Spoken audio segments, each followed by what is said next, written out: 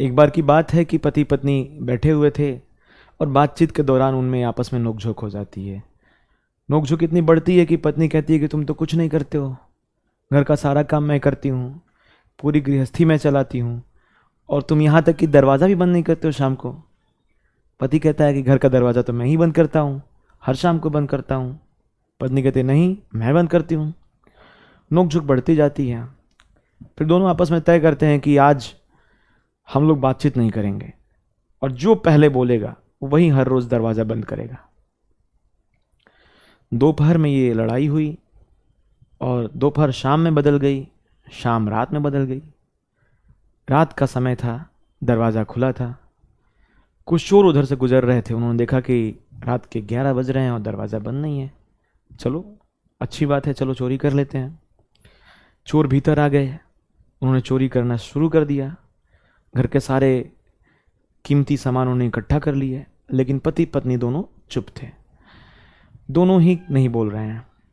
चोरों ने पत्नी के जेवर कपड़े सब ले लिए, फिर भी पत्नी नहीं बोल रही है।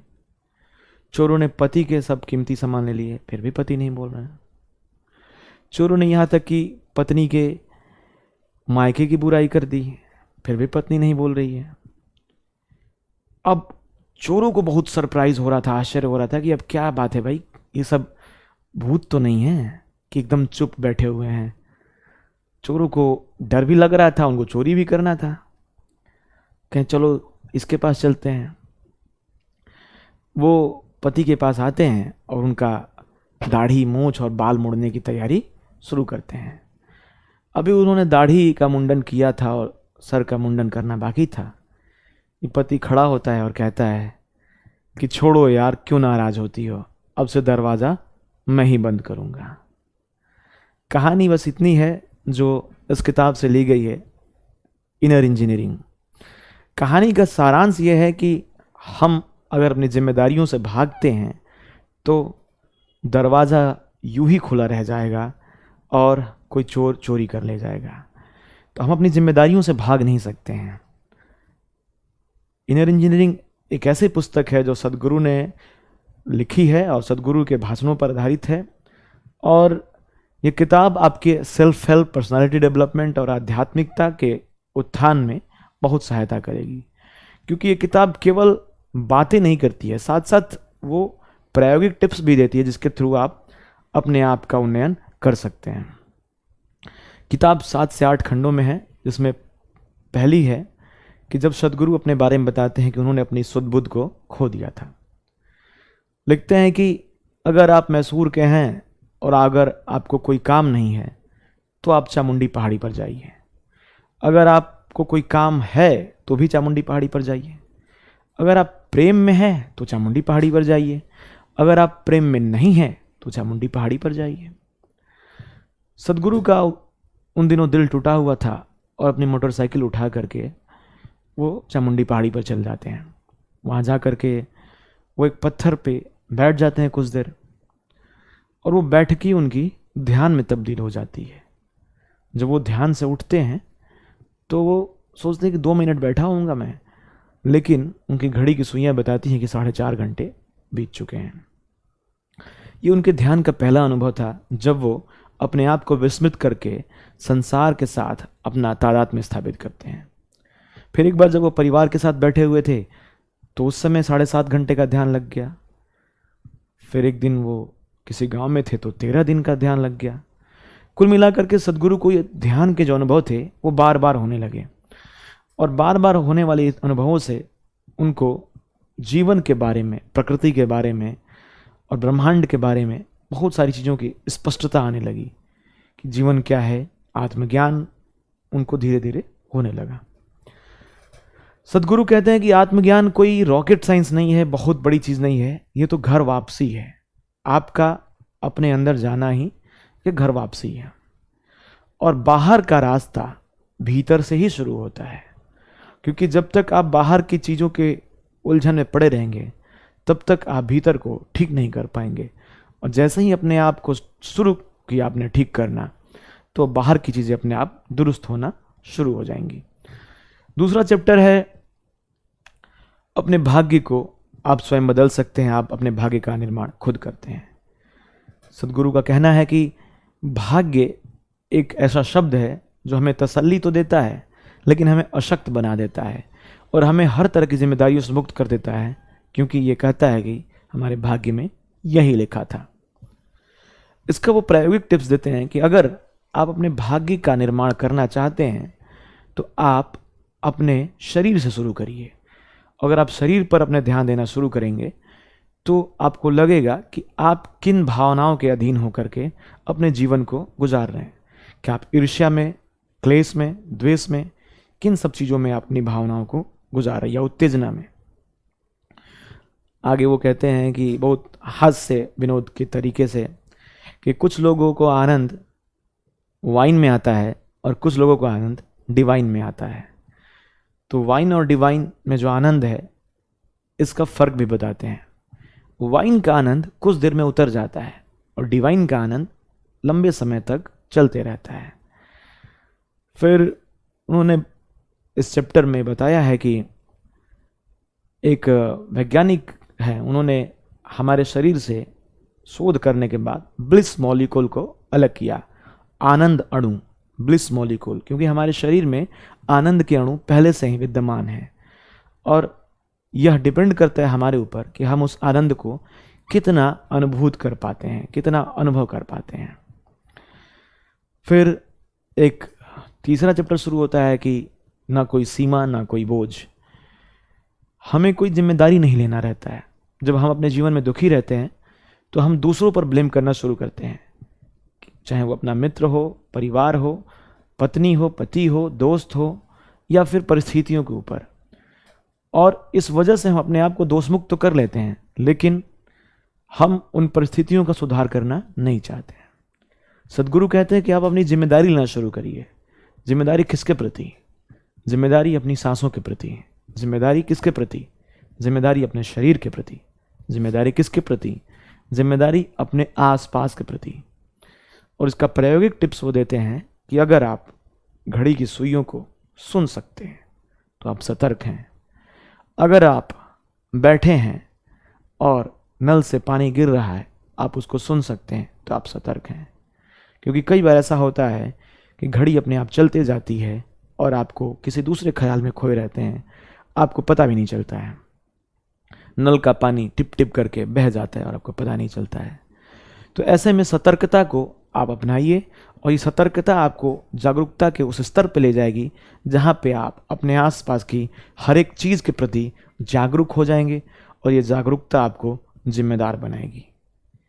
ये जिम्मेदारी आपको आपके भीतर से आपको सशक्त बनाएगी। इसके बाद वो कहते हैं कि जैसे ही आपकी जागरूकता और जिम्मेदारी का बोध बढ़ने लगेगा, आप देखेंगे कि चीज़ें आपके अनुसार घटित होंगी। और मैं ये नहीं कहता कि ब्रह्मांड की हर एक चीज़ आपके अनुसार चलने लगेगी, लेकिन इतना तो तय है कि आपका जीवन कुछ हद तक आपके अनुसार चलने लगेगा और यही आपके आनंद की अनुभूति शुरू हो जाएगी। इसके बाद सद्गुरु शरीर पे बोलते हैं कि आपका जो शरीर है वो जैसा आप बना के रखेंगे वैसा रहेगा। अपना अनुभव बताते हैं कि जब मैं छोटा था तो बचपन में मुझे सुबह उठाने के लिए पूरे परिवार को बहुत तकलीफ़ करनी पड़ती थी। फिर एक दिन एक योग गुरु, एक स्वामी आए, उन्होंने मुझे योग के कुछ ऐसे आसन सिखा दिए कि मैं हर सुबह योग के आसन वो करने लगा। और उस योग के आसन से ही शायद मैं अब अनुभूत करता हूँ कि मेरा शरीर उस अवस्था में पहुँच गया कि जो मैंने चामुंडी पहाड़ी पर अनुभव किया वो वर्षों की योग की साधना थी। फिर वो योग पे कहते हैं कि योग का जो शुरुआत होता है योग शास्त्र का, अथ योगानुशासनम, अब योग की शुरुआत, मतलब कि बाकी सारी चीज़ें आपने कर ली, अब आप योग करिए, अथ योगानुशासनम। तो योग के बारे में वो कहते हैं कि योगः चित्त वृत्ति निरोधा, ऐसा हमने पढ़ा है, पर ये हम इसको महसूस नहीं करते हैं कि चित्त के वृत्तियों का निरोध करना ही योग है। योग क्या है? योग अपने अस्तित्व को इस ब्रह्मांड के अस्तित्व के साथ जोड़ना ही योग है। क्योंकि हमारी जो प्रबल आकांक्षा होती है वो असीम की होती है। हम अपना विस्तार करना चाहते हैं, हम अपना विस्तार असीम तक ले जाना चाहते हैं, और हमारा शरीर और हमारा मानसिक जो कैद है उससे हम आज़ाद होकर के अपने विस्तार को करना चाहते हैं, और योग उसके लिए सबसे बड़ा साधन होता है। अगर आप योग करते हैं तो आप अपने मन, अपने इंद्रियों को एक दिशा दे सकते हैं, और वो दिशा आपको ऊपर की तरफ ले जा सकती है। फिर वो मन पे बात करते हैं कि मन क्या है। मन वो है जो हम इसको फीड करते हैं। मन को जो हम बातें बताते हैं वो मन सीखता है, और जो मन को हम नहीं बताते हैं वो नहीं सीखता है। बताते हैं कि हमारा शरीर जो है वो जो हम खाते हैं वही है, तो हम कूड़ा खाएं या जो कुछ खाएं वही हमारा शरीर है। उसी तरीके से हम अपने मन को जो भी विचार फीड करते हैं वही होता है, और उसी के अनुसार हमारा मन आचरण करता है। वो आगे कहते हैं कि हमारे जीवन में कुछ घटनाएं बार बार होती रहती हैं, वो चक्रीय रूप से होती हैं। वो आपके विचारों की चक्रीयता पर निर्भर करती है, क्योंकि हम नए विचार सोचते नहीं हैं, और कई बार तो हम एक ही विचार को इतने दिनों तक ले चलते हैं कि वो विचार हमें परेशान करते रहते हैं। उनका ये मानना है कि जीवन जो है वो सहज रूप से चलने का नाम है। अगर आप जीवन को बहुत सहजता से ले जाएंगे तो जीवन आपको वो सारी चीज़ें दे देगा जो आपको चाहिए। लोग कहते हैं कि आनंद जो है वो आध्यात्मिकता का नाम है। आध्यात्मिकता में आनंद नहीं है। आनंद जो है वो आपका नेचर है, इसलिए सत्य चित आनंद का कल्पना की गई है, या ईश्वर को सच्चित आनंद कहा गया है, क्योंकि आनंद आपका नेचर है। फिर आगे वो बताते हैं कि हम जिस ऊर्जा के स्तर पर रहते हैं उसी तरह की ऊर्जा हमारे अंदर जनरेट होती है। वो अन्नमय कोश, प्राणमय कोश, विज्ञानमय कोश, इसके अलावा आनंदमय कोश की बात करते हैं कि आनंद की अनुभूति करना ही हमारे जीवन का ध्येय है। लेकिन इसके लिए बाहर नहीं देखना होगा, इसके लिए भीतर की तरफ जाना होगा। सदगुरु की ये किताब आपको आनंद की अनुभूति कराएगी, आपके मन, विचार और शरीर को एक साम्य में लाएगी, और जब तक आपके मन, विचार और शरीर एक साम्य में नहीं रहेंगे तब तक से चीज़ें दुरुस्त नहीं हो सकती।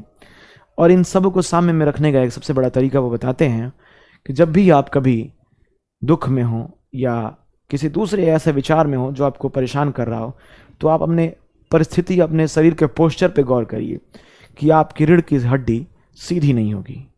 जैसे ही आप रीढ़ की अपनी हड्डी को सीधा रखते हैं वैसे ही आप सतर्क होना शुरू कर देते हैं, क्योंकि रीढ़ की हड्डी कोई मामूली चीज़ नहीं है। इसी के द्वारा आपके जितने सारे चक्र हैं वो जागृत होते हैं, और वो कुंडलिनी का जागरण होता है, और व्यक्ति आध्यात्मिक अनुभूतियाँ करता है। फिर वो किसी भी बाहरी परिस्थिति से विचलित नहीं होता है।